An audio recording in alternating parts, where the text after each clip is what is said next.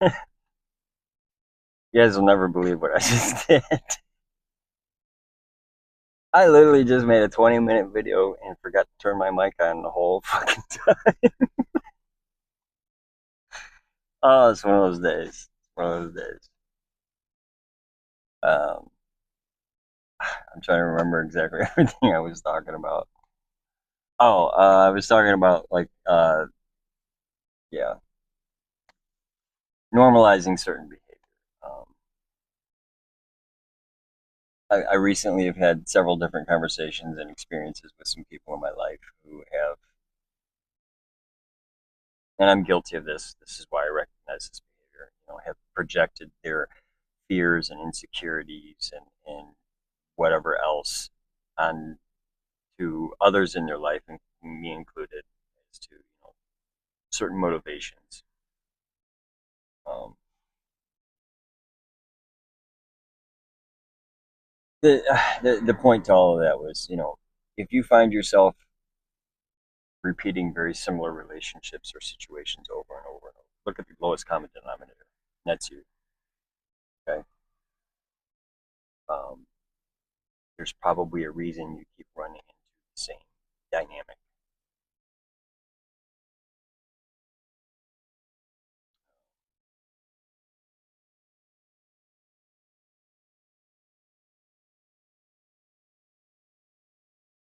You're going to talk to some about like ownership and accountability, uh, especially how it deals with addiction, and that we've recently had several guys leave the house. Some of them were discharged because they really just couldn't follow some certain basic rules. They kept trying to do things their way. It's what we call self-will run riot.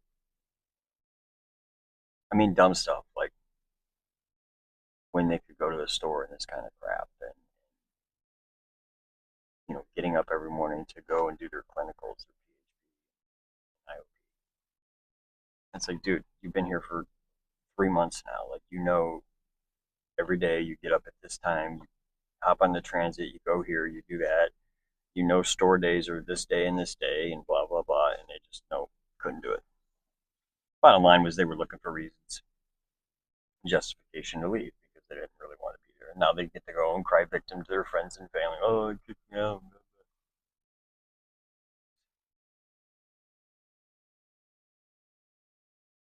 Yes, I'm guilty of the same thing. I've done it numerous times. Um, Something else I kind of going off on was, you know, establishing healthy boundaries seems to be a new catchphrase in modern urban culture. Not that it's anything new; it's been around for hundreds of years, but just abruptly cutting somebody out of your life and ghosting them is not establishing a healthy boundary. Sorry, that's not what that is. That shows a level of emotional immaturity, and actually, if anything, it's an emotional attack. It's an emotional weapon, because if you're doing it that abruptly and that bluntly, without first trying to actually establish a boundary and telling said person, hey, this bothers me or whatever, if they continue to push it after that, okay. But if that's your initial go to reaction, no, you're not establishing a healthy boundary. You're being selfish and self centered, and you're being emotionally immature.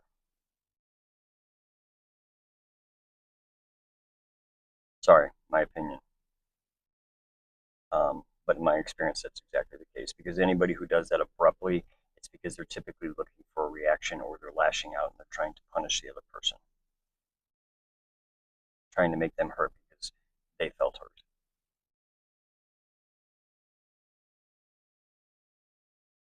It goes back to the whole reflection thing. You know? Stop assuming you know everyone's motivations.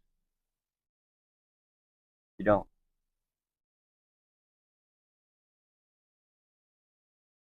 I'm not saying don't. I'm not saying ignore your instincts, or discredit any previous experience you have. No, that's not what I'm saying.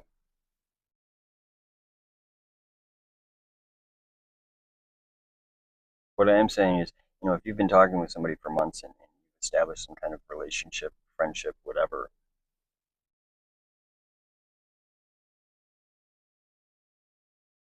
And then they do something that triggers you. That's on you, not them. Unless, of course, you know for a fact they're doing it maliciously. Okay, it's different, but chances are, okay, here's a great example. Um, I struggle with this a lot. I struggle with getting into situations with people and feeling taken for granted and taken advantage of because I try to be a very kind, generous, authentic, and reliable person. I try to present that to everyone because that's who I want to be. And I will put myself in a position where people can rely on me. But then at certain times, I will start to feel taken for granted and taken advantage of because they are relying on me. Now, I can't be mad at them. This is what I've presented. Hey, this is one of the things I have to offer. I'm a reliable fucking person. You can count on me. You can call me if you need something. So they call me when they do. Granted, if that's the only time they call me, sure, eventually it's going to, something in me is going to creep up and I'm going to feel like I'm being used or taken for granted. That's entirely on me. It's not on them. You know, there are some scenarios where, yes, that's exactly what that person's doing. And I usually recognize that. And then it's up to me to make the decision. It's real simple. I don't have to answer the phone. I don't have to reply to the text. I don't have to tell them, yeah, I'll help you. But I don't get mad at them when I do because I know that's on me, flat out. You know,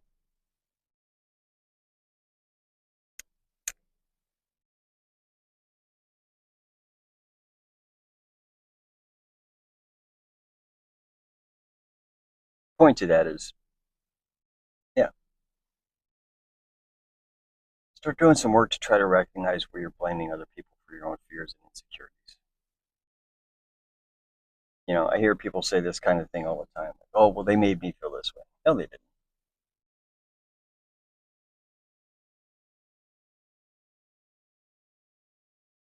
The only people who have control over your feelings are the one you give them that power. That's it.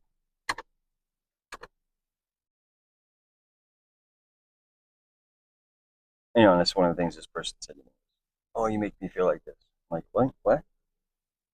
I made you feel like that? If I was in control of your feelings, we wouldn't even be having this discussion.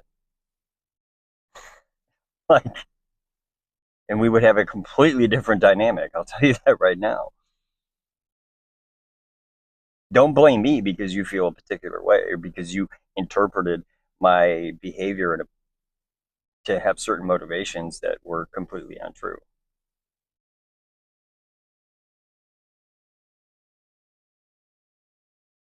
You know,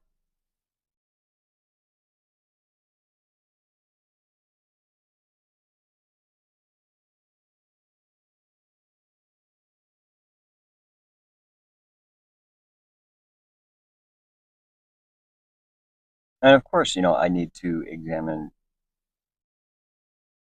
what and why I was triggering this particular situation, and I have. And it wasn't necessarily the rejection from this person that triggered. It was the fact that there are still people out there who seem to think that all their worth is their flesh, and that really makes me sad. Because if this person had actually listened to any of the conversations we've had, they would know that that's not how I see the world at all.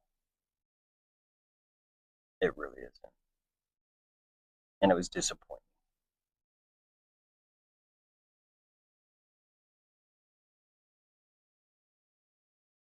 I've listened to that rhetoric my whole life. I have three sisters and no brothers. Oh, they just want me for sex, or oh, they're just blah blah blah. Okay, well, yeah, that's probably partially true. Men can and will be pigs. I'm guilty of that at times in my life. I'm not. What do you mean? I'm not perfect.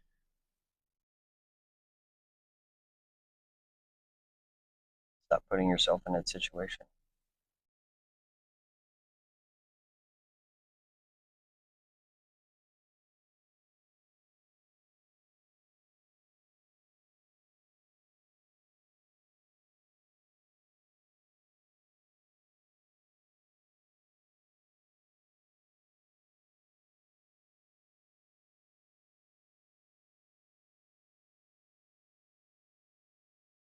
Stop being addicted to the attention.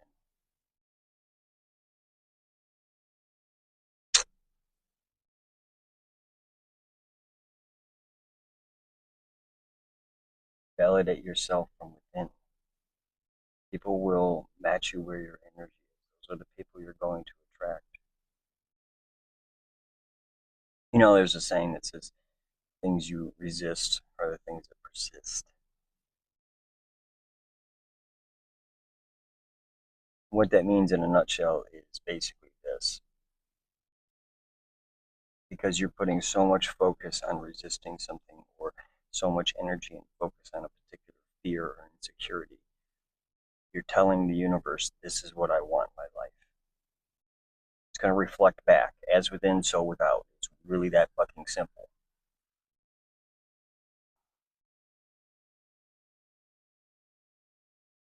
Stop allowing the opinions of others to validate and dictate who and what you are.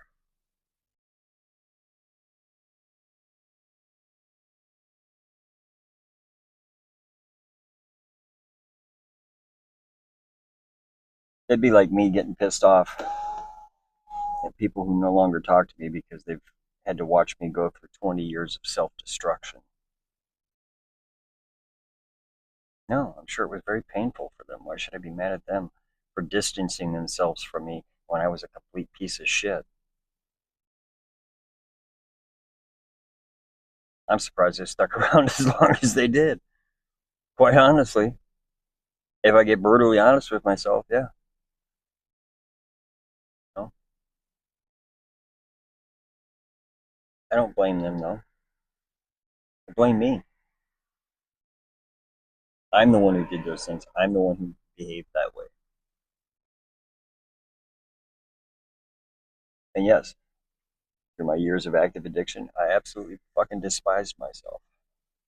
What it really came down to. It wasn't my parents' fault. It wasn't my upbringing. It wasn't all the heartbreaks. It wasn't, no. I hated myself. I hated what I'd become. I hated the way I treated people. I hated the fact that I didn't have the courage to become the person I knew I was in my heart. I was punishing myself through external circumstances and people. And then when they would react to my reaction, I would use that as validation and justification to continue.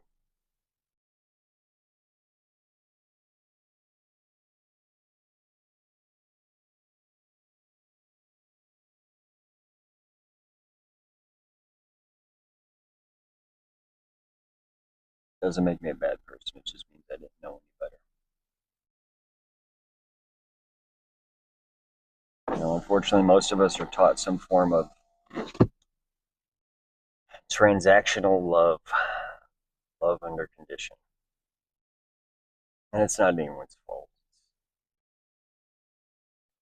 It happens generation after generation after generation.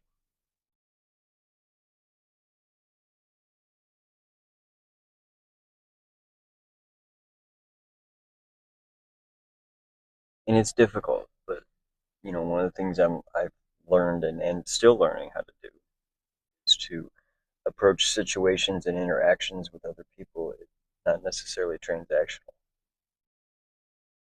You know, just like I was saying earlier, how there are times I feel taken for granted and taken advantage because I put myself in the position to be relied upon.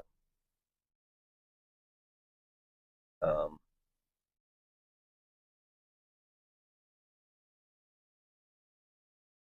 well, you know, I'm guilty of having certain expectations of reciprocity. I should, because then when those expectations aren't met, of course I get disappointed and I feel like I'm being taken for granted. Now, I say reciprocity and I use that term somewhat loosely because it's not like I'm necessarily expecting them to be that reliable towards me. No, I'm not expecting praise or thanks or even gratitude. I think, if anything, what I'm expecting is understanding of how much time and energy I actually put into certain situations. But I can't expect people to see things I do and see the world the way I do. I can't expect people to,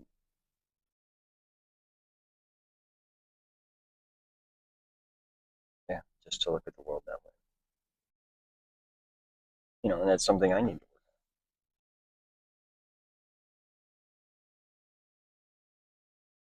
work on. Unfortunately, this is one of the struggles of being a light worker, or angel, particular type of healer. I attract a certain type of people, and I'm attracted to certain types of people. It's usually people who I recognize some form of hurt that I have been through that I can hopefully guide them. But it's exhausting at times. It really is. And it's a struggle. Um, it's just part of my purpose, though. I've accepted it.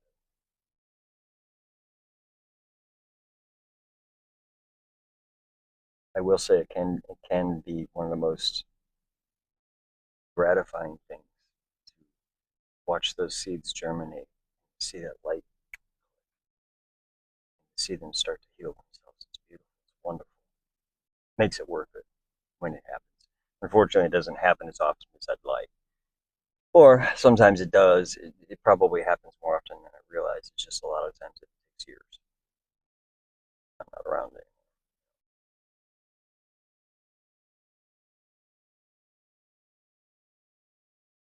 But this is why I struggle with certain relationships in my life and certain interactions. And this is why I intimidate a lot of people, because a lot of people aren't ready to do that work.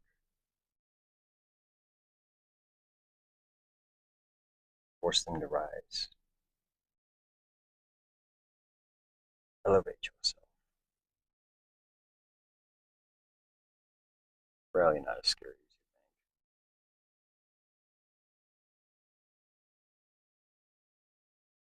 Let that ego die. It never completely goes away.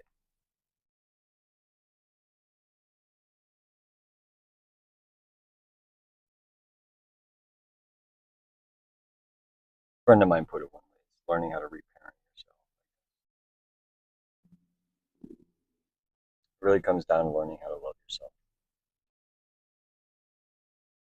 Scars and all.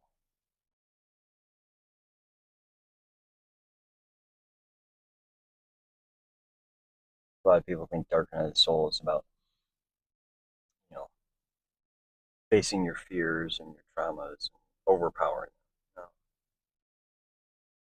It's about finding your dark side and embracing it, loving it, giving it purpose. Stop fighting it, embrace it, integrate it. It's there for a reason.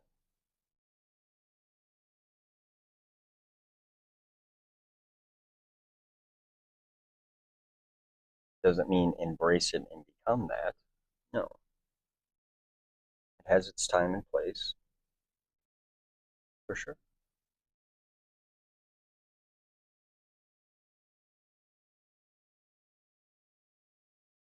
People run with that more than they realize.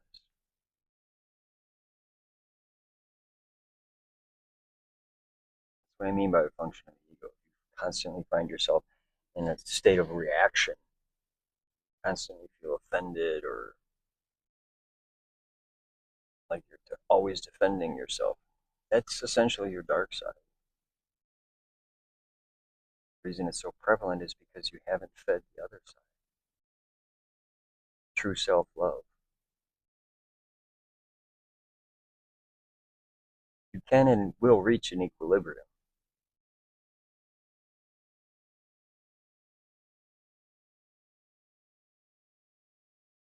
Tarot readers, it's called temperance.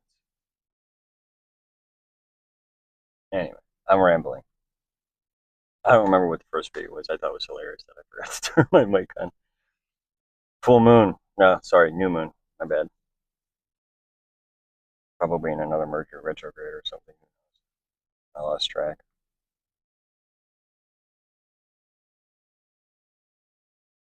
It's the holidays. It's a very nostalgic time of year. Definitely certain people I miss. doing very well. I always